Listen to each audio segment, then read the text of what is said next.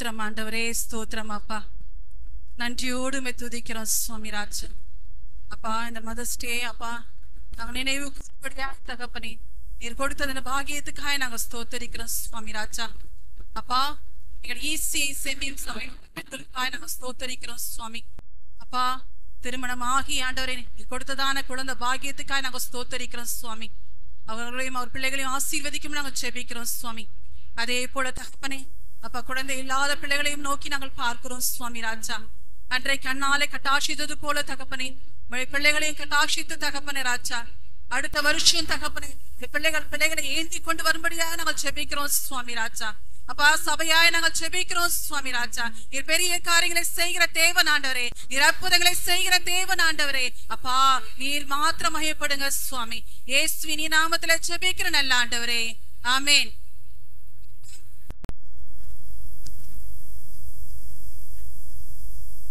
ரெண்டு வார்த்தை மாத்திரம் பெண்கள் அந்த மதர்ஸ் டே குறித்து சொல்லிட்டு அதுக்கப்புறம் கடந்து போவோம் மற்ற பகுதிக்கு. எபேசியர் எல்லாரும் தெரிந்த வார்த்தை தான். எபேசியர் 6ஆம் அதிகாரம். எபேசியர் எடுத்து வாசிக்கலாம். 6ஆம் அதிகாரம் 1ஆம் வசனம். எபேசியர் 6:1.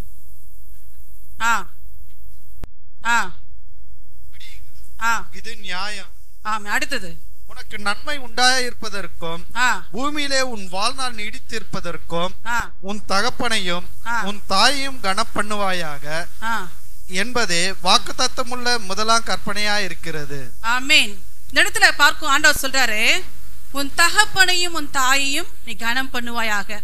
இருக்கிற வாலிப பிள்ளைகளுக்கு ஆண்டவர் சொல்லுற காரியம், உன் தகப்பனையும் உன் தாயையும் நீ கனம் பண்ணுவாயாக. அப்படி நீ தகப்பனையும் தாயும் கனம் பண்ணும் பொழுது உன் வாழ்நாட்கள் எப்படி இருக்குமா? நீடித்த நாட்களா இருக்கும். பூமியிலே உனக்கு நன்மை உண்டாகும். யாருக்கு நன்மை உண்டாகும்? யாரெல்லாம் தாயும் தகப்பனையும் நேசிக்கிறார்களோ, யாரெல்லாம் தாயின் தகப்பனுக்கு கீழ்ப்படுகிறார்களோ, யாரெல்லாம் தாயின் தகப்பனுடைய வார்த்தை அசடை பண்ணாமல் அப்படியே ஏற்றுக்கொள்கிறார்களோ அவருடைய வாழ்நாள் எப்படி இருக்குமா? நன்மையா இருக்கும் என்று ஆண்டவர் சொல்கிறார். அடுத்தது இன்னொரு வசனத்தை பார்க்கலாம். மத்தேயு 20ஆம் அதிகாரம். மத்தேயு 20ஆம் அதிகாரம் 20ஆம் வசனம். அப்பொழுது செபெதேயுவின் குமாரனுடைய தாய் தன் குமாரரோடே கூட அவரிடத்தில் வந்து அவரை பணிந்து கொண்டு உம்மிடத்தில் ஒரு விண்ணப்பம் பண்ண வேண்டும் என்றாள். அவர் அவளை நோக்கி உனக்கு என்ன வேண்டும் என்று கேட்டார்.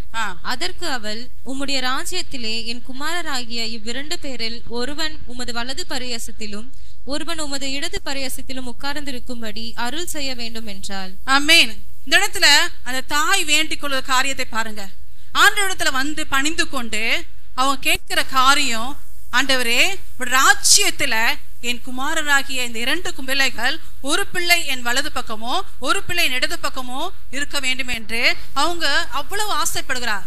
ஆனா நம்முடைய வாழ்க்கையில நம்முடைய பிள்ளைகள் ஒருவேளை நம்ம நினைக்கலாம், இவங்க டாக்டரா படிக்கணும், இன்ஜினியரா படிக்கணும், இல்ல ஒரு டீச்சரா வரணும், இல்ல ஒரு மியூசிஷியனா வரணும்னு நினைப்போம். ஆனா எத்தனை பிள்ளைகள் எத்தனை தாய் தகப்பன் என் பிள்ளை ஊழியத்துக்கு போகணும், என் பிள்ளை ஊழியத்தை செய்யணும், ஆண்டவருடைய ராஜ்யத்தை கட்டணும் என்று நாம் நினைக்கிறோமா?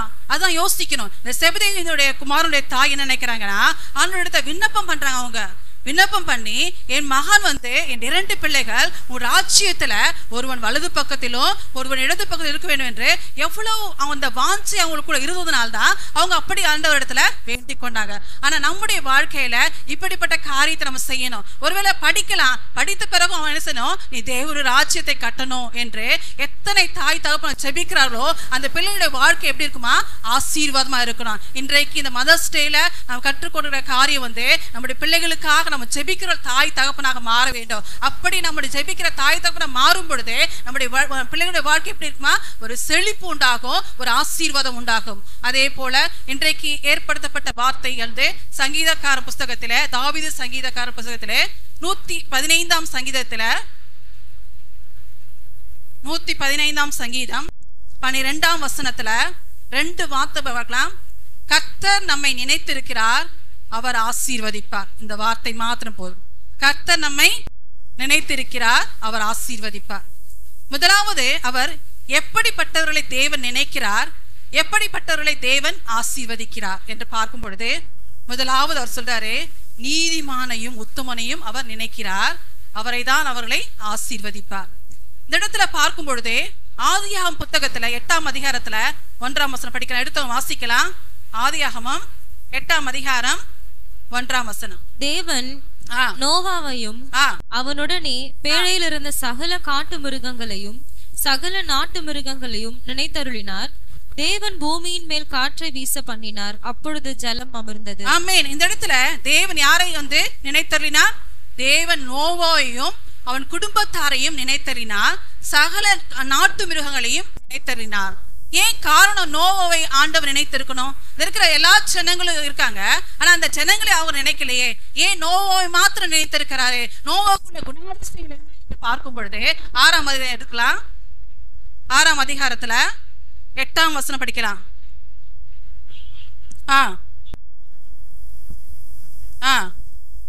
நோவன் வம்ச வரலாறு இருந்தவருக்குள்ளே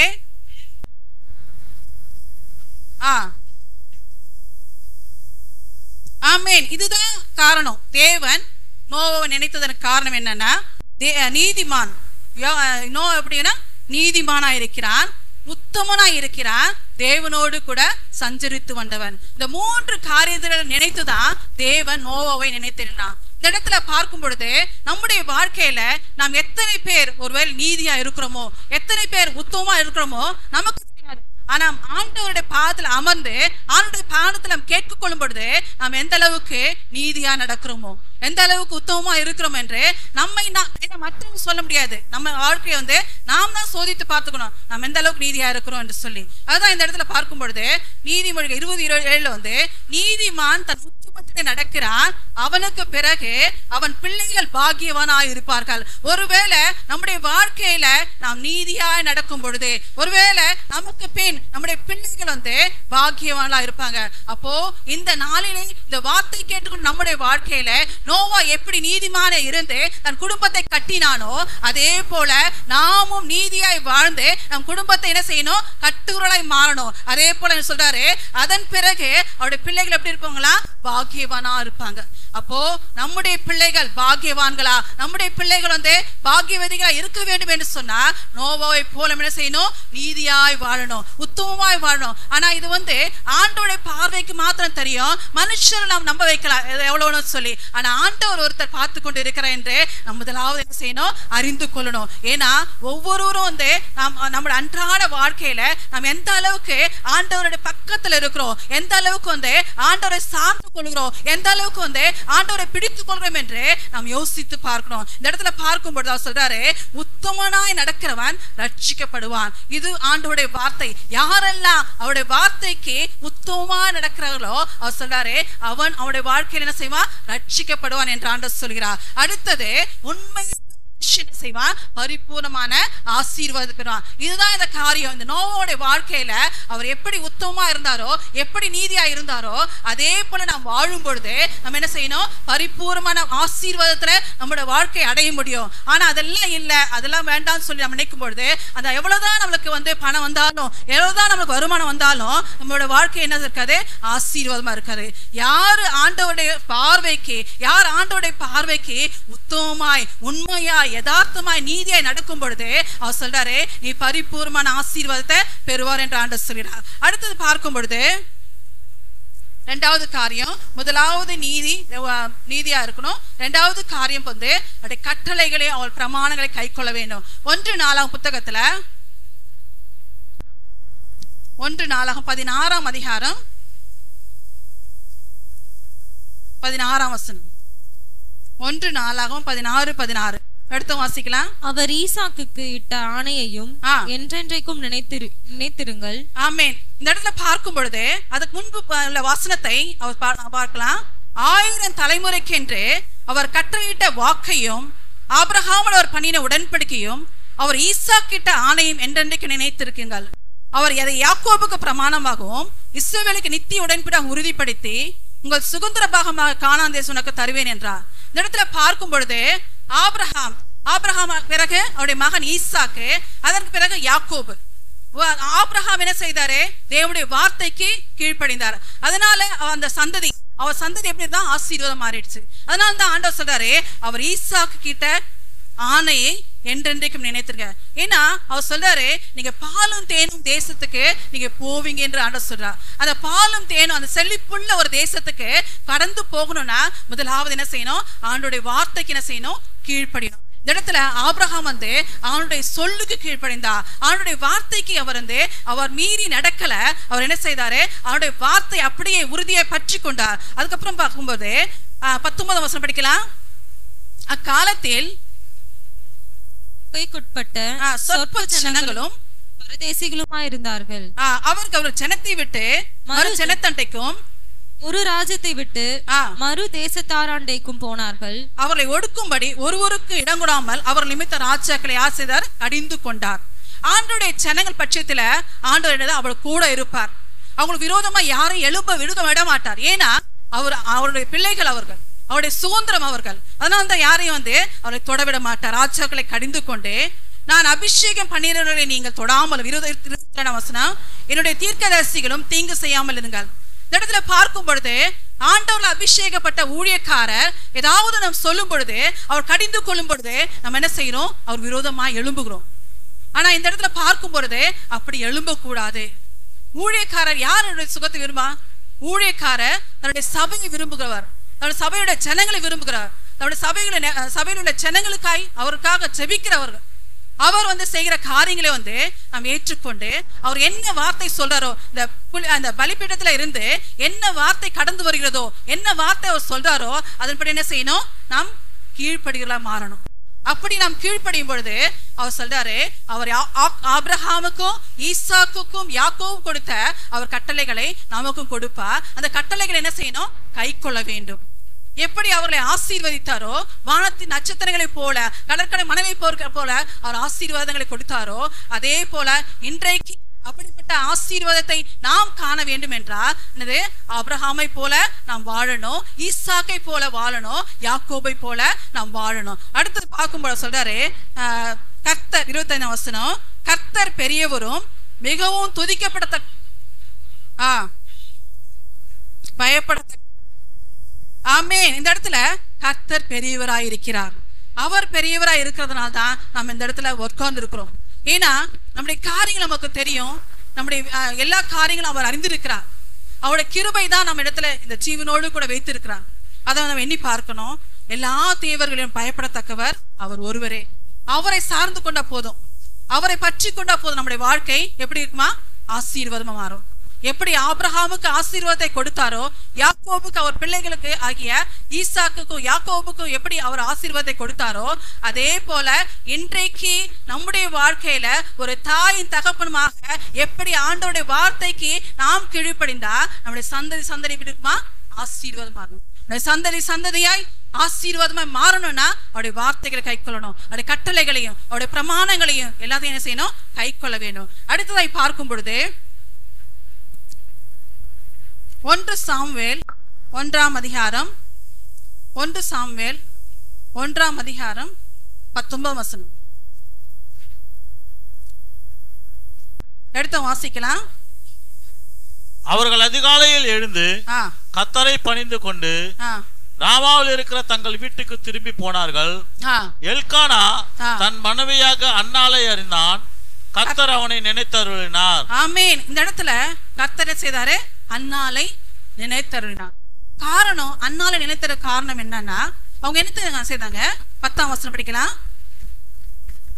அதே 1ஆம் அதிகாரம் 10ஆம் வசனம், அவன் போய் மனங்கசந்து மிகவும் அழுது கர்த்தரை நோக்கி விண்ணப்பம் பண்ணி, சேனைகளின் கர்த்தாவே, தேவரீர் உம்முடைய அடியாளின் சிறுமையை கண்ணோக்கி பார்த்து உம்முடைய அடியாளை மறவாமல் நினைத்தருளி உமது அடியாளுக்கு ஒரு ஆண் பிள்ளையை கொடுத்தால் அவன் உயிரோடு இருக்கும் சகல நாளும் நான் அவனை கர்த்தருக்கு ஒப்பு கொடுப்பேன். அவன் தலையின் மேல் சவரன் கத்தி படுவதில்லை என்று ஒரு பொருத்தனை பண்ணினாள். ஆமென். இந்த இடத்துல சொல்றாரு, அந்த அன்னாள் போய் ஆணுடைய சமூகத்துல மனசந்தே, ஏன்னா அவங்களுக்கு ஏற்பட்ட அந்த நிந்தை மாறணும், அவங்க ஏற்பட்ட அந்த அவமானம் மாறணும். ஏன்னா அதன் பிறகு அவன் 2வது மனைவி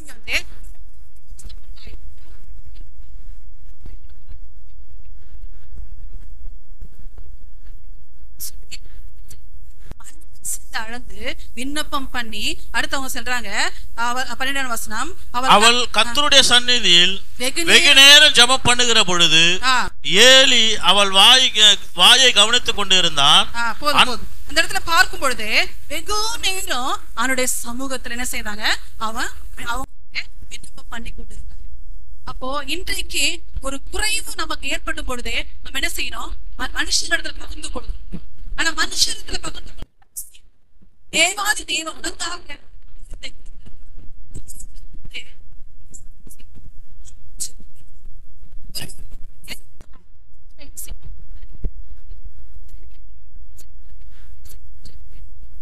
எப்படி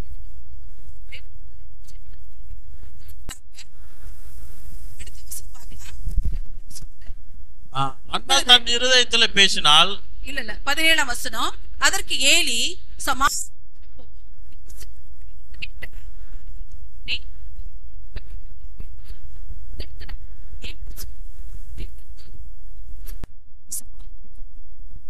அவசியம். ஏன்னா தேவன் கண்ணீரை இப்ப நினைக்கலாம், வேலை பிள்ளைகள் இல்லாத பிள்ளைகள் நினைக்கலாம், எப்ப ஆண்டவரை எனக்கு திறப்பீங்க, எப்ப ஆண்டவரை வாழ்க்கையில பிள்ளையை கொடுப்பீங்கன்னு நினைக்கலாம். ஆனா ஆண்டவர் சொல்றாரு, ஆண்டோட சமூகத்துல வந்து பாரு, ஆண்டோட சமூகத்துல கேட்டு பாரு, கண்டிப்பா அவருடைய வாழ்க்கையை அவர் ஆசீர்வா, அவர் வாய்க்க செய்வா, அவருடைய வாழ்க்கையை ஒரு ஆசீர்வாதம் மாற்றுவா. அப்படித்தான் அன்னாலை வந்து ஆண்டவர் நினைத்தறினார். அதனால்தான் அவங்களுக்கு ஒரு மகனை கொடுத்தார். அந்த மகன் பேர் தான் சாமுவேல், பெரிய தீர்க்கதரிசி அவர். அப்போ அத்தனை நாள் அவர் தாமதம் ஏற்பட்டதன் காரணம் என்ன, ஒரு பெரிய ஆசீர்வாதத்தை அவங்க வாழ்க்கையில கட்டளெடுத்தான். எப்படி அன்னாளுடைய வாழ்க்கையில ஆண்டவர் கட்டாட்சித்து அவருக்கு சாமுவேல் என்ற மகனை கொடுத்தாரோ, அதே போல இன்றைக்கு அப்படி வாழ்க்கையில கண்டிப்பா ஆண்டவர் செய்யற ஒரு காரியத்தை செய்வார். ஆனா நம்ம என்ன செய்யணும், வெகு நேரம் ஆண்டவருடைய சமூகத்துல நின்று அந்த இடத்துல விண்ணப்பம் பண்ணுறவர்களா மாறணும். அவருடைய சமூகத்துல விண்ணப்பம் பண்ணும் பொழுது கண்டிப்பா நம்முடைய வாழ்க்கை என்னவோ ஒரு சமாதானம் தான். ஒருவேளை இப்போ துக்கமா இருக்கலாம், ஆனா ஃபியூச்சர்ல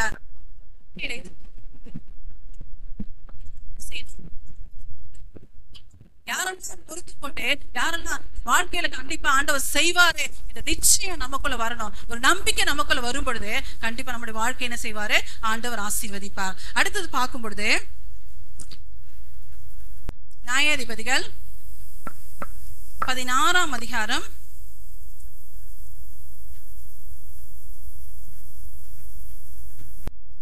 28ஆம் வசனம் படிக்கலாம். அப்போது சிம்சோன் கர்த்தரை நோக்கி கூப்பிட்டு,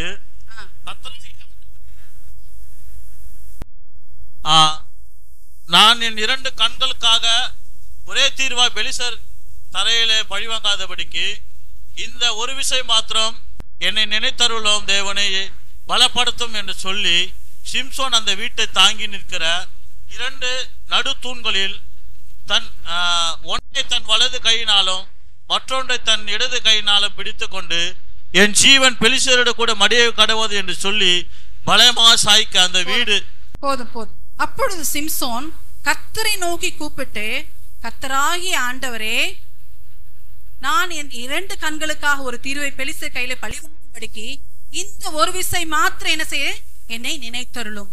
ஏன்னா அதுக்கு முன்பாக சிம்சோனுடைய வாழ்க்கை பார்க்கும் பொழுது அவன் பிறப்பிலிருந்து என்ன செய்தான், தேவனுக்கென்று நசரேயனாக இருந்தான், விரதம் கொண்டிருந்தவர். அது நசரேய விரதம் என்றால் என்னன்னா, இந்த 13ஆம் அதிகாரத்துல பார்க்கலாம். இந்த நசரேய விரதம் என்ன என்று பார்க்கலாம். நியாயாதிபதிகள் 13ஆம் அதிகாரத்துல 7ஆம் வசனம் படிக்கலாம். 13:7.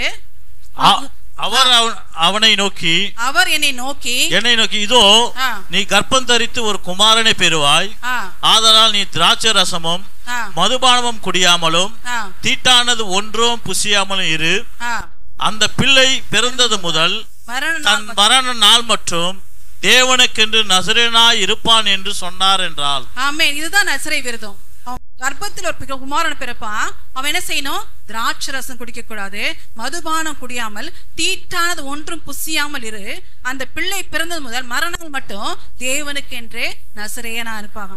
அதுதான் அவனுடைய வாழ்க்கை, சிம்சோனுடைய வாழ்க்கை. அதனால்தான் ஆண்டவர் அந்த ஒரு விசை மாத்திரம் எனக்கு என்னை நினைத்தருளும் சொன்னவனே ஆண்டவர் அவனுக்கு வந்து பலத்தை கொடுத்தார். அடுத்து பார்க்கும், சிறு வயதிலிருந்து கர்த்தருடைய ஆவியானவர் அவர் பலன் பெற்றார். அதுக்கப்புறம் வந்து அவருடைய காரியங்களை பார்க்கும் பொழுது கழுதையினுடைய தாடை 1000 பேரை கொன்றார். அடுத்து பார்க்கும் பொழுது தன்னுடைய ஜபத்தினால தன்னுடைய தாகத்திற்கு தண்ணீரை பெற்றுக் கொண்டவர். இதெல்லாம் சிம்சோனுடைய வாழ்க்கையில் வந்ததுனால்தான் அவர் இந்த இடத்துல ஆண்டவரை நோக்கி பார்க்கும் பொழுது அவர் பாவம் தான் செய்தாரு. ஆனா பாவம் செய்த பிறகும் அவர் கண்களை இழந்த பிறகும் அவர் ஆண்டவரை நோக்கி என்ன சொல்றாரு, கூப்பிடுகிறார், ஆண்டவரை நோக்கி பார்க்கிறார். இந்த ஒரு விசை மாத்திரம் என்னை நினைத்தருளும் ஆண்டவர் என்று சொல்லும் பொழுது ஆண்டவர் அந்த இடத்துல ஆண்டவர் அவர் இடத்துல அவர் பதில் கொடுத்தார். இந்த இடத்துல பார்க்கும் பொழுது சிம்சோனை நினைத்தருளினா. அதனால அந்த இடத்துல அவன் வாழ்நாள்ல பார்க்கும் பொழுது அவன் பிறக்கும் பொழுது சரி, அவன் மரிக்கும் பொழுது இறந்து அதிகமாய் காணப்பட்டார்கள். அப்போ எவ்வளவு பெரிய காரியம் தெரியுமா? இந்த சிம்சோனுடைய வாழ்க்கையில ஆண்டவர் அற்புதம் செய்த காரணம் என்னன்னா, அவன் வாழ்க்கை ஒரு நல்ல வாழ்க்கை தான். ஆனா அவன் எப்போ ஆண்டோடைய அபிஷேகத்தை இழந்தானோ அவனுடைய வாழ்க்கை எப்படி ஆயிடுச்சா, தாறுமாற முடியுது. அப்போ இன்றைக்கு நம்முடைய வாழ்க்கையில அபிஷேகம் ஒருவேளை நாம் பெற்றிருந்தா அந்த அபிஷேகத்தை என்ன செய்யணும், காத்து கொள்கிறோம். அந்த அபிஷேகத்தை இழந்து விட மாதிரி நம்மளோட வாழ்க்கை மாறக்கூடாது. அந்த அபிஷேகத்தை பெற்றுக்கொள்ளும் பொழுது அந்த அபிஷேகத்தினால மற்றவர்கள் என்ன செய்யணும், ஊக்கப்படுத்தணும், மற்றவர்கள் என்ன செய்யணும், உற்சாகப்படுத்தணும். எப்படி இந்த இடத்துல சிம்சோனை ஆண்டவர் ஒரு விசை நினைத்தருளினா காரணம் அவனுடைய பழைய வாழ்க்கை அவன் எப்படி இருந்ததா, ஆண்டவரை பற்றி கொண்டிருந்தான். அவனுடைய ஆவியானவர் அபிஷேகம் இருந்ததுனால்தான் அவனுடைய வாழ்க்கை பின்னான வாழ்க்கை எப்படி இருந்தாலும் ஆண்டவர் அந்த ஒரு விசை அவனை நினைத்தருளினார். அதே போல இன்றைக்கு நம்முடைய வாழ்க்கையில ஆண்டவர் நம்மை நினைக்க வேண்டும் என்றா நம்ம என்ன செய்யணும், அவன் அபிஷேகம் பெற்ற பிறகு நம்முடைய வாழ்க்கை அவன் தவறி போகக்கூடாது. அந்த அபிஷேகம் பெற்ற பிறகு ஆண்டவரை நோக்கி என்ன செய்யணும், பார்க்கிறவர்களாய் மாறணும். அடுத்ததாய் ஒரே வசனம் பார்த்து அந்த வசனத்தை முடிக்கலாம். அப்போஸ்தல 10ஆம் அதிகாரத்துல கொர்நேலியுடைய காரியத்தை பார்க்கலாம். அப்போஸ்தல 10ஆம் அதிகாரம் 1-4 வசனம் படிக்கலாம். இத்தாலியா பட்டணம் எனப்பட்ட பட்டாளத்திலே 100க்கு அதிபதியாகிய கொர்நேலியு என்னும் பெயர் கொண்ட ஒரு மனுஷன் செசரியா பட்டணத்தில் இருந்தான். அவன் தேவ பக்தி உள்ளவனும் தன் வீட்டார் அனைவரோடும் தேவனுக்கு பயந்தவனமாய் இருந்து ஜனங்களுக்கு மிகுந்த தர்மங்களை செய்து எப்பொழுதும் தேவனை நோக்கி ஜெபம் பண்ணி கொண்டிருந்தான். பகலில் ஏறக்குறைய 9ஆம் மணி நேரத்திலே தேவனுடைய தூதன் தன்னிடத்தில் வரவும் கொர்நேலியுவே என்று அழைக்கவும் பிரத்யட்சமாய் தரிசனம் கண்டு அவனை உற்று பார்த்து பயந்து, ஆண்டவரே என்ன என்றான். அப்போது அவன், உன் ஜெபங்களும் உன் தர்மங்களும் தேவனுக்கு நினைப்பூட்டுதலாக அவர் சந்நிதியில் இட்டு இருக்கிறது. போதும். இந்த இடத்துல பார்க்கும் பொழுது கொர்நேலியு எப்படிப்பட்டவனா, தேவ பக்தியுள்ள மனுஷன். அவன் மாத்திரம் அல்ல, அவங்க வீட்டுல அனைவரையும் என்ன செய்யற பக்தியுள்ளவராக மாற்றினான். அவனுடைய வாழ்க்கையில பார்க்கும் பொழுது அவன் தான தர்மங்களை செய்தவன். அந்த தான தர்மம் மூலம் அநேகர் ஒருவேளை நன்மை அடைந்திருப்பாங்க. அதனால்தான் இவனுடைய ஜெபம் என்னது, ஆண்டவரோட சந்நிதியில கேட்கப்பட்டது. 31ஆம் வசனம் பார்க்கும் பொழுது 10ஆம் அதிகாரத்துல, கொர்நேலியுவே உன் ஜெபம் கேட்கப்பட்டது, உன் தான தர்மங்கள் தேவ சந்நிதியிலே இணைத்தருளப்பட்டது. அப்போ நம்மளுடைய ஜெபம் கேட்கப்பட வேண்டும் என்றால் வெறும் ஜெபம் மாத்திரம் பண்ணா போதாது, மற்றவர்கள் இல்லாதவர்களுக்கு என்ன செய்யணும், கொடுக்கிறோம். நமக்கு இருந்ததை மற்றவர்களுக்கு பகிர்ந்து கொடுக்கணும். அதான் அந்த இடத்துல தான தர்மங்கள். அப்ப செய்யும் பொழுது தேவ பக்தி ஒண்ணு இருக்கணும், தான தர்மம் என்று இருக்கணும், அதுக்கப்புறம் உபவாசம். இந்த 3 காரியங்கள் நம்முடைய வாழ்க்கையில, இந்த 3 காரியம் இருந்த போதும். ஒண்ணு உபவாசம். நாம் உபவாசம் இருக்கிற நேரங்களிலே ஆண்டோடைய சமூகத்துல அதிகமாய் கடந்து செல்லும் பொழுது கண்டிப்பா நம்முடைய வாழ்க்கை எப்படி இருக்குமா, ஒரு ஆசீர்வாதமா. அதுக்கப்புறம் நம்மகிட்ட இருக்கிறத மற்றவர்களுக்கு பகிர்ந்து கொடுக்கும் பொழுது அவர்களுக்கும் ஒரு நன்மை உண்டாகும், நமக்கும் நன்மையாய் மாறும் என்று அது நம்முடைய பிள்ளைகளுக்கு வாழ்க்கைக்கு ஒரு ஆசீர்வாதம் உண்டாகும். அடுத்தது பார்க்கும் பொழுது தான தர்மங்கள். அடுத்தது ஜெபம். ஜெபம் ரொம்ப முக்கியம். ஜெபம் இல்லாத வாழ்க்கை கூரை இல்லாத வீடு போல இருக்கும். ஜெபம் தான் ரொம்ப முக்கியம். நம்முடைய வாழ்க்கையில ஒருத்தர் வேதத்தை நல்லா வாசிப்பாங்க, ஆனா ஜெபமே இருக்காது. ஆனா ஆண்டவர் சொல்ல காரியம் இருபுறமும் கருக்குள்ள பட்டயமா மாறணும். ஏன்னா ஒன்று வேதத்தை படிக்கணும், 2வது ஜெபம் பண்ணணும். 2 இருந்தாதான் நம்முடைய வாழ்க்கை எப்படி இருக்குமா, ஆசீர்வாதம் மாறும்னு சொல்றாரு. இந்த இடத்துல பார்க்கும் பொழுது இன்றைக்கு இந்த வார்த்தைகளை கேட்டு நம்முடைய வாழ்க்கையில முதலாவது தேவனுடைய அவருடைய நீதியை உத்தமமா நடக்கும் பொழுது நம்முடைய வாழ்க்கையில ஆசீர்வாதம் உண்டாகும். 2வது காரியம் பார்க்கும் பொழுது அவருடைய கட்டளைகளை நாம் அனுசரிக்கும் பொழுது, அவருடைய நியாயப்பிரமாணங்களை அனுசரிக்கும் பொழுது நம்முடைய வாழ்க்கையில ஆண்டவர் நம்மளை நினைத்திருக்கிறவா இருக்கிறார். 3வதாய் பார்க்கும் பொழுது அவர் என்ன சொல்கிற காரியம், அவர் அன்னாலை போல மனம் கசந்து அவருடைய சமூகத்திலே நாம் இருக்கிறவர்களாக மாறணும். அப்படி மனம் கசந்து நாம் ஆண்டோடைய சமூகத்துல இருக்கும் பொழுது கண்டிப்பா நம்முடைய வாழ்க்கையில ஒரு ஆசீர்வாதம் உண்டாகும். அடுத்தது பார்க்கும் பொழுது அவர் ஜெயத்தை உண்டாக்கினார். எப்படி சிம்சோனுடைய வாழ்க்கையில அவருடைய சத்துருக்கள் மேல ஜெயத்தை உண்டாக்கினாரோ நாம் நினைக்கலாம் இனி அவங்கதான் என் வாழ்க்கை முடிஞ்சது என்று நினைக்கலாம். ஆனா நம்முடைய வாழ்க்கை ஒரு ஆசீர்வாதம் மாறணும்னா, நம்முடைய வாழ்க்கை ஒரு குற்றமற்ற வாழ்க்கையை மாறணும்னா நம்ம என்ன செய்யணும்? ஆண்டோடைய பாதத்துல விடணும். எப்படி சிம்சோன் இந்த ஒரு விசை மாத்திரம் என்னை நினைத்தருன்னு சொல்லப்படுது, ஆண்டவர் எப்படி அவர் இரக்கம் பெற்றுக் கொண்டாரோ அதே போல நம்முடைய வாழ்க்கையில நாம் இரக்கம் பெற வேண்டும் என்றால், நம்முடைய வாழ்க்கையில நாம் இரக்கம் பெற்றுக்கொள்ள வேண்டும் என்றால் என்ன செய்யணும்? அவர் பாதத்துல நாம் மறந்து அவருக்காக நம்ம நமக்காக அவரிடத்துல ஜெபிக்கிறவராய் மாறணும். அதே போல கொர்நேலியு வாழ்க்கையில அவர் எப்படி உபவாசம் இருந்தாரோ, தன்னுடைய வீட்டார் அனைவரோடு கூட தேவனுடைய சந்நிதிக்கு தேவனை துதித்து கொண்டார்களோ, இன்றைக்கு இந்த வார்த்தைக்கு நம்முடைய வாழ்க்கையில நம்ம என்ன செய்யணும்? நாம் மாத்திரம் வந்தா போதாது, கணவரும் வரணும், என்னுடைய பிள்ளைகளும் வரணும் என்று நம்ம என்ன செய்யணும்? அவர்களுக்காக ஜெபிக்கிறா மாறும் பொழுது கண்டிப்பா ஒரு நாள் நம்முடைய வாழ்க்கையில அவர் அதிசயத்தை செய்வார். நம்முடைய வாழ்க்கையில நம்ம குடும்பமாய் வருவோம் என்ற நிச்சயம் நமக்குள்ள ஃபர்ஸ்ட் வரணும். அப்படி நம் குடும்பத்துக்காக நம்ம ஜெபிக்கும் பொழுது, ஒருவேளை ஊழியக்காரர் ஜெபிப்பா, ஆனா நீங்க சேர்ந்து ஜெபிக்கும் பொழுது அது வீடு என்ன செய்யும்? கட்டப்படும் என்று ஆண்டவர் சொல்றார். கர்த்தர் தாமே இந்த வசனத்தை ஆசீர்வதிப்பாராக. ஆமென். ஒரு நிமிஷம் நம் கண்களை மூடுவோம். ஸ்தோத்திரம் ஆண்டவரே, ஸ்தோத்திரம் அப்பா. ஹல்லேலூயா. மை துதிக்கிறோம் சுவாமி ராஜா. இயேசுவே நாங்க மை ஸ்தோத்தரிக்கிறோம் சுவாமி ராஜா. ஆவியானவரே நாங்க மை ஸ்தோத்தரிக்கிறோம் சுவாமி ராஜா. இயேசுவே ஒரு விசையா எங்களை கண்ணோக்கி பாருங்க சுவாமி ராஜா. எங்கள் ஆவி ஆத்மா சரீரத்துல தகப்பனே உடைய கிருபை இறங்கட்டும் சுவாமி ராஜா. ஒரு விசையா எங்களை நினைத்தருளுங்க சுவாமி ராஜா. அப்பாவை நோக்கி நாங்கள் பார்க்கிறோம் சுவாமி ராஜா. உடைய அன்பு பெரியது சுவாமி ராஜா, உடைய இரக்கம் பெரியது சுவாமி ராஜா. அப்பா உமால் எல்லாம் ஆகும் சுவாமி ராஜா. ஒரு வார்த்தை மாத்திரம் அனுப்புங்க சுவாமி ராஜா. அப்பா இழந்து போனதை மறுபடியும் அப்பா பெற்றுக்கொள்ளத்தக்க ஆண்டவரே கிருபைகளுக்கு தாருங்க சுவாமி ராஜா. ஹல்லேலூயா. உம்மை துதிக்கிறோம் சுவாமி ராஜா. இயேசுவே ஸ்தோத்திரிக்கிறோம் ராஜா.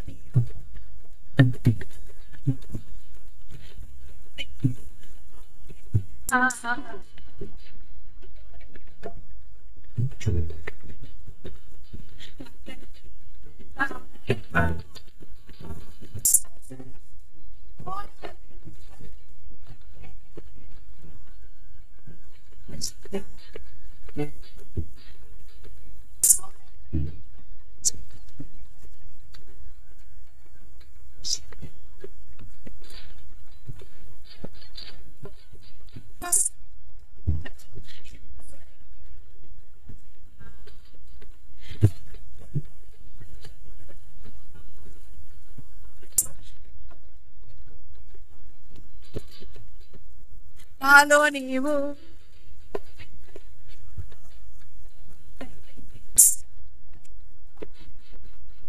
నాలో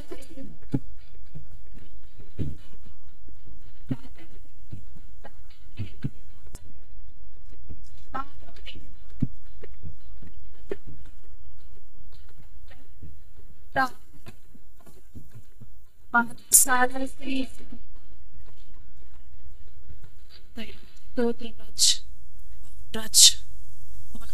ప్రభు నాయన జ్ఞాపకం చేసుకోండి ప్రభు నాయన. ఇది ఇచ్చిన సందర్భాన్ని బట్టి నీకు స్తోత్రములు ప్రభు నాయన.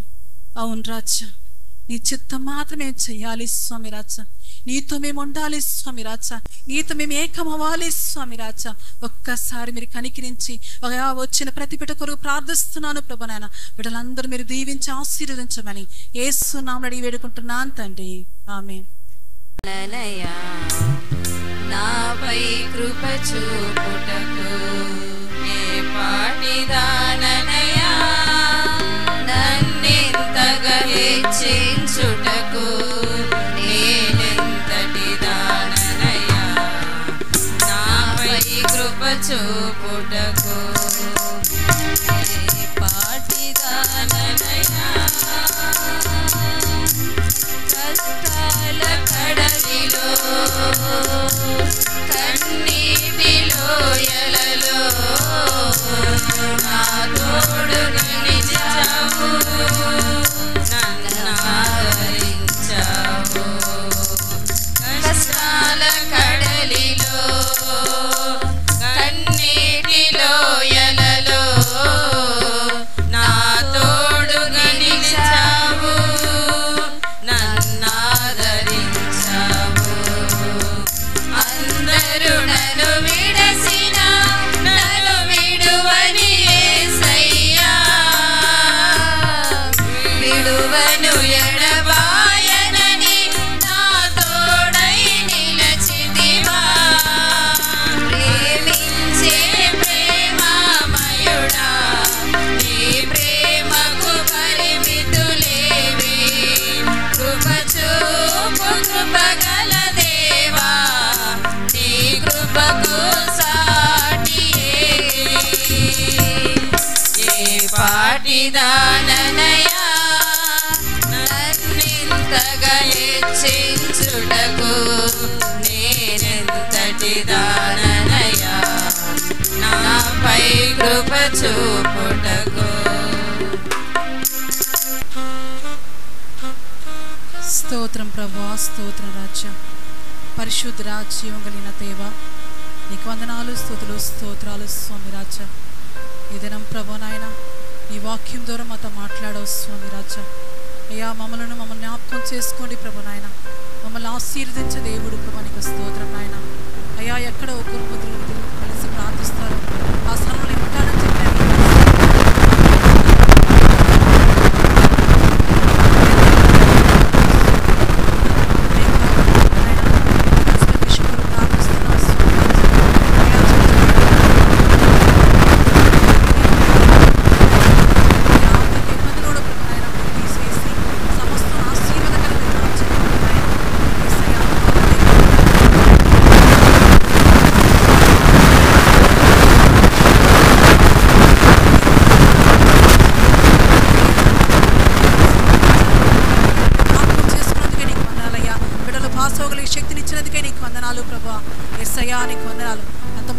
కాకుండా రాజా, ఈ సాయంకాలం జరగబోతున్న VBS కార్యక్రమం బట్టి ప్రార్థిస్తున్నాను ప్రభు నాయన. ఈ చిన్న పిల్లలకు